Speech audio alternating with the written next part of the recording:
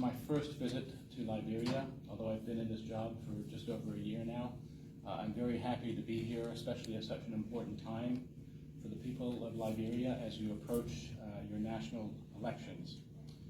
I've had an energizing series of meetings so far with important stakeholders in this election over the past 2 days. And I'm here representing the Department of State and the U.S. government's desire for Liberia to have free, fair, and peaceful elections. We're committed to supporting Liberia's democratic process. I'm coming to you after attending the United Nations General Assembly last week in New York. And I would like to acknowledge President Weah for his remarks when he stood on a global stage and pledged his government's commitment to ensure, quote, a free, fair, transparent, peaceful, inclusive, and credible elections, end quote. He went on to say that, quote, as a strong believer in democracy, let me reiterate my call for the respect of constitutional governance and respect for the will of the people, end quote. The U.S. government fully supports this commitment, and we continue to urge political leaders and parties in Liberia to keep their pledge to a nonviolent electoral process through their commitment to the 2023 Farmington River Declaration. In my meetings with government officials, civil society leaders, political parties, and the National Elections Commission, I have appreciated the candor and focus on making the upcoming elections successful. I was pleased to learn more from our partners here about planning for the election. We had productive conversations on everything from security to the management and announcement of results.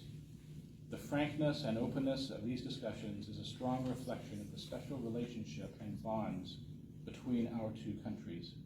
And I was encouraged to see so many Liberians working diligently to ensure the free and fair conduct of these elections. And we witnessed the packaging of voter materials in a warehouse, the staffing of the data center at the NEC, and the training of up to 30,000 temporary workers who are going out to the polling places to manage the elections. We were very impressed by the preparations that we've seen so far.